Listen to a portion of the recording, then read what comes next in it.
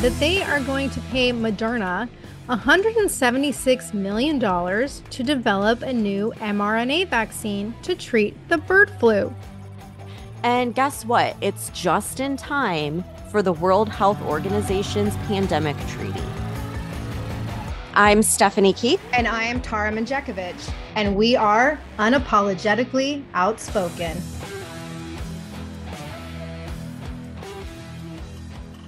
Hello, everybody, and happy Monday. So last week, we spent so much time talking about Biden that we didn't talk about something else that occurred last week, which does have to do with the Biden admin, because they revealed that they are going to pay Moderna $176 million to develop a new mRNA vaccine to treat the bird flu.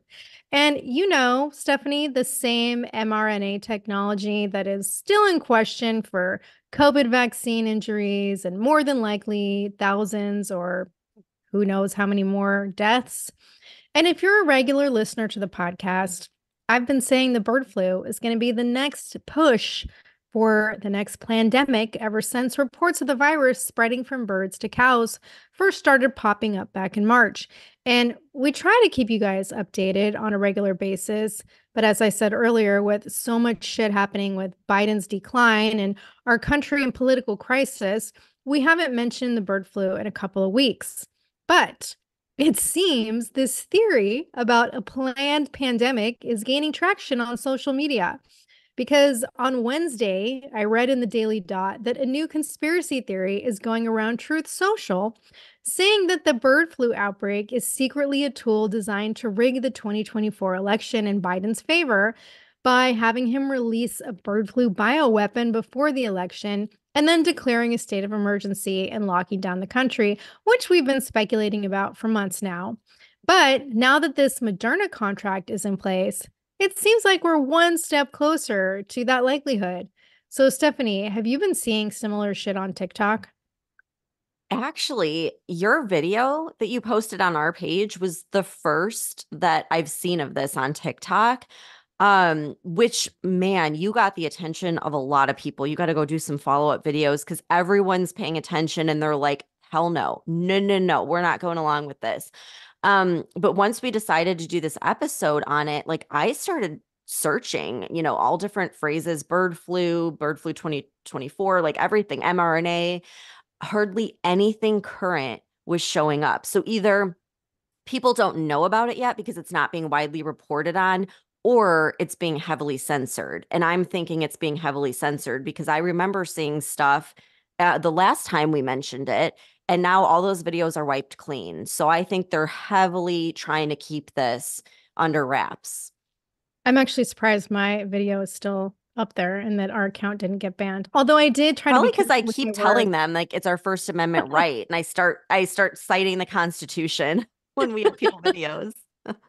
Yeah, this was like, I think my first video where I didn't contact you beforehand and say, can you please look at this and let me know if I said anything that you know what? was banned? I'm glad you didn't, because I probably would have been like, don't say this or don't say that. But like the video it's popping off. People are like, what is going on? Because I think you're the only one reporting on it right now.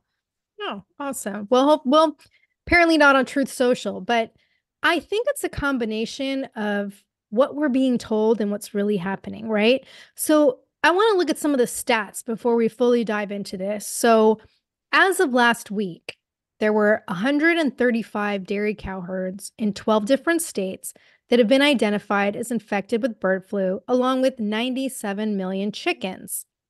But yeah, that number is insane. 97 million. Yeah. I didn't even know there were that many chickens. Like, I know. It's crazy. And so far, there's 4 people in America that have been infected. They're all dairy workers, 2 in Michigan, 1 in Texas. And then just yesterday, or I guess since this is for Monday, last week, a new case was announced in Colorado on Thursday of last week. And for the most part, their symptoms have been pretty mild with like eye irritation. But the most recent infected person also had signs of respiratory illness. And even though no person-to-person contact has been reported so far, as we've talked about in past episodes, scientists are worried about the virus mutating and spreading more rapidly to different populations because remember, it was never supposed to be able to cross species and spread from birds to animals either, right? But it has infected a variety of animals, including cows, goats, mice, dogs, alpacas, bobcats, raccoons, red foxes, house cats, seals and sea lions, a dolphin, and several other animal A species. dolphin. A dolphin in Florida. Yeah. The dolphin in Florida that actually died from the bird flu. Oh, And it wasn't supposed to spread between animals either, right?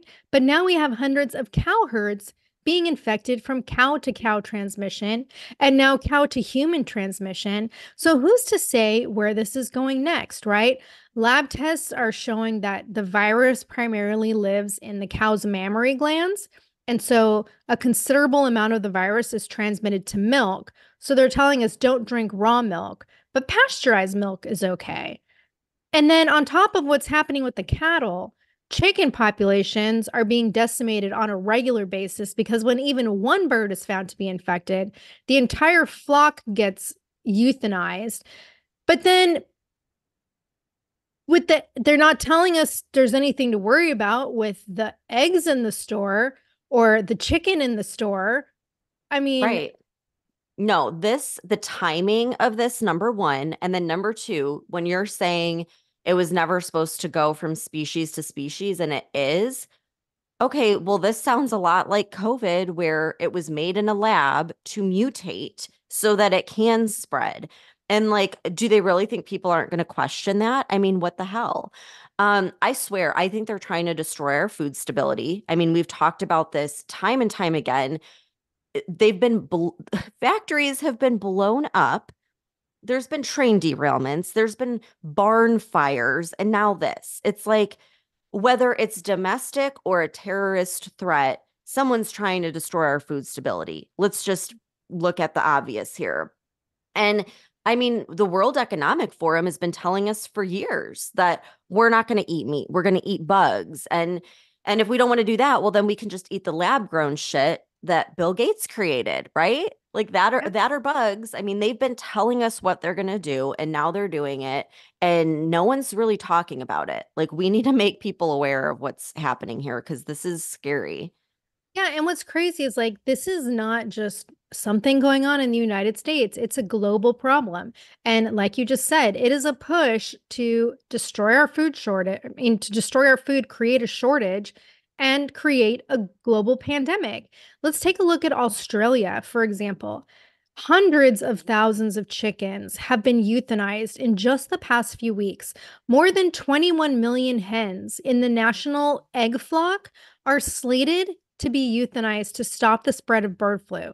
But consumers are being told not to worry, like I said, about the egg and the poultry products in supermarkets because there's no risk to consumer health. Which, how does that make any fucking sense? And at the same time, the egg shortage in Australia is so significant that even fucking McDonald's is scaling back their breakfast hours because they can't get their normal supply of eggs. So there's this show that goes on every year, the Melbourne Royal Show, and they have this big poultry competition. And they canceled the show because the area where the show was supposed to take place in Victoria is experiencing the nation's biggest outbreak of bird flu. Oh my God. Well, first of all, I think what's the most shocking is that McDonald's uses real eggs because I thought that was like lab grown shit for a long time. But it's funny that you mentioned Australia because the only videos that were popping up when I searched on TikTok were about how Australia, like grocery stores, are limiting the amount of eggs that people can buy. And of course, like I go and I look for articles, and Tara, there were so many like fact check, this is false, this is false. But just like before, if you read the whole article, it's actually true. They are limiting eggs. The fact check part is that the government is mandating it. And it's like, who cares if they're mandating it or not? There's a fucking shortage of eggs in Australia. So it's like crazy. But Australia, like when you look at COVID, it was one of the craziest countries when it Yeah. came to locking down people, arresting people. They And literally put people in camps. Like, yeah. they literally did that. Right. And they never revolted because, well, they're not allowed to have guns. And so since they never revolted, they know they can get away with it again there. So no wonder it's starting there. They're like the guinea pigs Yeah. of, they're going to be locked down soon, probably. And Crazy. here's what's interesting to me is the response that we're getting in the United States. So you've got a bunch of scientists and researchers that are sounding the alarm about the possibility for the virus to continue mutating because that's what it's been doing. It's been fucking mutating, right? But then we have the CDC and the USDA, and they're like being fairly chill about it. You've got they're telling dairy farms to go ahead and like we encourage you to monitor your herds for the virus, but testing is voluntary, except when herds are moved across state lines. And then we're being told that this current bird flu strain isn't a pandemic threat to humans. But then we're also told that bird flu cases didn't start showing up in cows until late March. Yet it was reported this week in the Daily Montanan that research is showing the virus likely transmitted from wild birds to Texas dairy cattle as early as last November. So it essentially spread undercover for like several months before it was identified as being the reason cows were getting sick in late March. And then yesterday, or okay, I guess Friday, I read an article in the Telegraph, and this immunologist and influenza expert, his name is Dr. Rick Bright, and he was talking about the recent revelation about the latest case in Colorado. And he said, quote, notice no mention of how long the CDC has been aware of the case and the withholding of information. This is a ticking time bomb. The H5N1 virus is an unpredictable, rapidly evolving, easily transmissible virus that can cause severe illness and death. The more it's allowed to spread among mammals, unchecked and unmitigated, the greater the risk it becomes to humans, end quote. And so this whole like severe illness and death, like they were saying for a while that it had a 50% survival rate because there were like 2 cases, 3 cases, and like one guy died. So there's your 50%. But we have all these experts saying like human case numbers are going to start rising significantly in the coming weeks. Like, isn't that convenient? I think it's so interesting that they can predict the future too. Like I didn't know that human beings could do that. Yeah, and I think it was around the time we first started hearing about this and did a brief episode or highlight on it. But I remember hearing that they were testing animals that don't even have symptoms. Like they're just testing them randomly using the PCR tests, Yeah. which so much has come out about those tests being absolutely like false and not accurate. So I'm just not buying it. And remember, I think it was a year ago, maybe even longer, when we did an episode and we were talking about how farmers were saying that their chickens stopped laying eggs and were getting sick. But then when they stopped giving them the chicken feed, like that was they bought at the store, the chickens started laying eggs again and were fine. And so it's like, what if these tests that they're like the PCR tests that they're using to test the animals are like infected and to like spread the virus because like they got caught with the poison food and that's not working. Farmers kind of caught on to that and changed their feed. Maybe this is plan B. I mean, I don't know. I just feel like it's highly suspicious Oh, that yeah. this is spreading so quickly. Right. And it's like, this brings up so many questions for me. Okay. So, like, okay, the virus isn't a threat to humans, right? But if that's the case, why does the Department of Health and Human Services already have 4.8 million doses of bird flu vaccines ready and waiting pending FDA approval? Why did the Biden admin just give Moderna $176 million to develop an mRNA vaccine for it? Why are we being told that a vaccine for cattle could be effective at stopping the virus, but it wouldn't be available soon enough? Why is the CDC offering $75 payments to any farm worker who agrees to be tested and provide blood and nasal swab samples with the fucking PCR test, right? The completely inaccurate PCR test. Why are we being told that clinical trials for the vaccine won't begin till next year?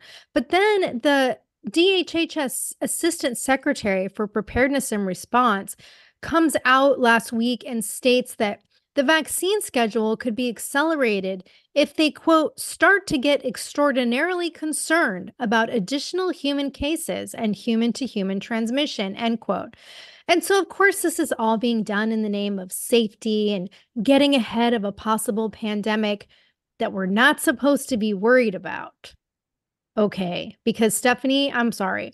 I stand by what I've been saying ever since this came out back in March. This is a push to create a new pandemic. Oh, definitely.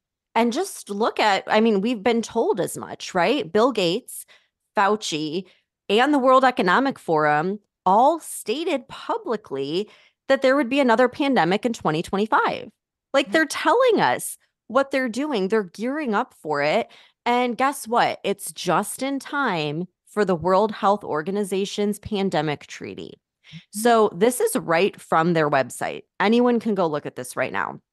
So it reads, the WHO member states agreed to continue to work during the World Health Assembly, which ends on June 1st, with the aim to finalize the package of amendments to the IHR, agree the timing, format, and process to conclude the pandemic agreement.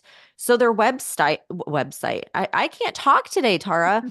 Their website states, quote, the 196 states parties to the IHR, including 194 WHO member states, are considering more than 300 proposed amendments to 33 of the 66 articles of the IHR and 5 of its 9 annexes, plus 6 new articles and 2 new annexes, end quote. Okay, Tara, I searched and searched and searched, and nowhere on their website does it say what these 300 amendments include. Okay. I finally get to like these videos that were recorded meetings. They were recording, this whole pandemic treaty, whatever, where they're putting everything together and they're discussing the changes. Okay. So I go to watch the videos. The video starts at the end of the meeting where they said that they talked about all these changes, but they never fucking said on video what the changes were. It was like 3 minutes at the end of the video. That's what they posted on their website. So what are they trying to hide? Like this is some tyrannical bullshit we're going to be dealing with. And I mean, maybe they can have us all locked down in time for the election, I mean, we're right there. The timing is perfect. It's like 2020 all over again. They're using the same freaking playbook. And I mean, they must think that we're stupid or they're just arrogant and don't care what we think. But like what keeps coming to mind is the power of these agencies, like the CDC, for example. Is that going to change? Is that going to be limited now that the Supreme Court shot down the Chevron doctrine, which took away like all this regulatory power that these agencies had? Could that be the thing that saves us because they're not almighty powerful anymore? I don't know. And But I wait, I can't imagine people are going to fall for this shit. but here's the thing. If this global pandemic treaty is in place, we've talked about this in the past. I don't know what these fucking amendments are either, but what they are proposing basically gives the World Health Organization the ability to dictate for every country that's part of the WHO, member countries, which we are a member Mm-hmm. country. It gives them the authority to dictate what happens to us. And so, would it matter if the CDC had power or not, if the WHO has power over the whole fucking country? Yeah, and that's what's so unclear. And then it's like, would it matter if Trump is president or Biden? Like, would it matter? Would they even have any say if this is like a global treaty that we're beholden to, you Well, know? Trump could withdraw us from the So WHO. another reason to vote Trump. Right. And here's the thing that everyone needs to pay attention to, okay? Mark my words, they are going to use fear tactics, like way more than before. Major fear tactics. They're going to tell us how deadly it is. Like you said earlier, Tara, like a 50% mortality rate. Well, when you have 4 people And, two people, like whether they died from bird flu or not, like they're going to say it was the bird flu. They're going to probably say that it's harmful to children. And the reason why I say that is because they've said as much. Again, Fauci, Bill Gates, World Economic Forum, they all said we're going to have another pandemic in 2025 and it's going to target children. Like Yeah. they're telling us what they're going to do. So they're going to try to scare everyone into complying. We can't fall for the bullshit. It's all bullshit. We cannot like fall for it. They're going to make up lies. They're going to say we need all these vaccines. And I guarantee that's going to be more dangerous than the bird flu itself. The bird flu has been around forever and we've been fine. So I'm just stressed Plus, out now. how I mentioned that they're paying farm workers $75 to come in and get tested.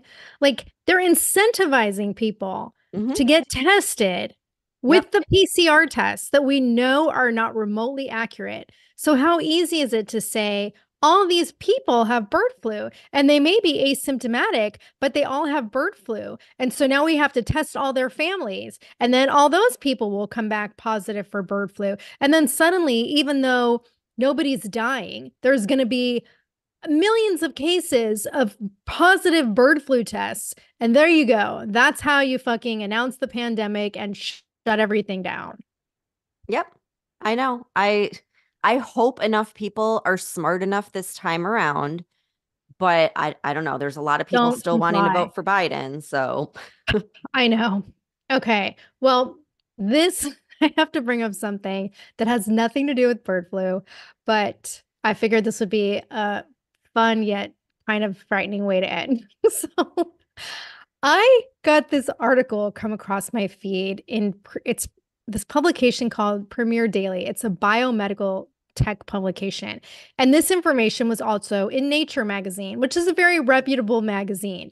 And it was talking about how Japan's science ministry just approved a plan by researchers and scientists to create a human animal hybrid or humanimal, and it's being called the chimera. So, what the fuck does this mean, you ask? Well, basically, they're going to join animal embryos with human cells. And the first experiment is going to be growing human pancreases in rats and mice. Now, apparently, researchers have previously created humanimal embryos using like sheep and pig embryos with human cells, but they always terminated the pregnancies after a few weeks. Well, this new chimera experiment is going to be bringing the embryos to term, resulting in the birth of a live hybrid creature. But don't worry, because researchers are promising that if too many human cells get into the brains of the chimeras, then they're going to pause the experiment. Like, Stephanie, I am convinced. I am fucking convinced now. We are living in a sci-fi movie. I mean, that's it. this just seems wrong on so many levels, like morally, ethically, ugh, like what? I mean, it's just crazy. And this is some like biblical stuff too. Like if you go back and I'm not even going to get into that, but this is crazy. And humanimal, that's the Yeah. new word of the day, humanimal. Yeah. Now we're going to have humanimals and like AI robot dogs and people and like And why? Like why? What is the end result here? Why do we want a hybrid? That just seems like we're opening up Pandora's box. Oh my gosh. It's almost as if they're trying to replace the human race. And just take Amazon, for example. You can look at Amazon and then you can kind of predict the future based on what they're doing. So they're deploying 750,000 robots to work alongside their human workers, while at the same time decreasing their human workforce by 100,000 people. wow. Okay, like we're being replaced. And I'm sure that Amazon's not the only company doing this. Um, but when you think about it, you don't have to pay robots overtime or give them health insurance or worry about them suing you. You don't have to have a whole DEI agenda because they're robots. Like, I am predicting that this is going to be the start of a big trend we're going to see over the next few years with the emergence of robots and the advancement of AI. So, Oh, 100%. Replacing the But we're all workforce going to and then be, hybrids. and we're all going to be, killed in the pandemic or the war Yeah. anyway. So When we it'll all just get be, bird flu, it's okay. The robots and the hybrids will just take over and life will yeah. go on. And how easy. Like, I mean, then the elites just has a robot army that they don't really have to worry about like feeding Yeah. or taking care of. Yeah. And the few people that are left can just go in 15-minute cities and live off of bugs. So, Yeah. Yep. oh, what a time to be alive. Wow. Okay, well that one that's going to stick with me the rest of the day. You're So welcome. yeah, thanks Tara. And thank you for everyone tuning in. I hope you have a good day. I hope that didn't mess up your mind too much. And we'll see you back here in a couple days. If you're sick of all the crazy shit going on in our country and you want to express your support and patriotism for the show, head on over to our Etsy store at UO Patriot Chicks and check out our new stickers. The link can also be found on our website. If you love the show and you want exclusive episodes, support the podcast and join the conversation by becoming a member of our Patreon community. We'll be posting weekly member-only podcast episodes and content that isn't available on the weekly podcast. Every Patreon member will also get a free Unapologetically Outspoken sticker and updates about our new sticker release before they're made public. And be sure to follow us on TikTok at Unapologetically Outspoken. And if you haven't done so already, please rate and review the podcast. The more you support us, the more people we can reach. So help us spread the word.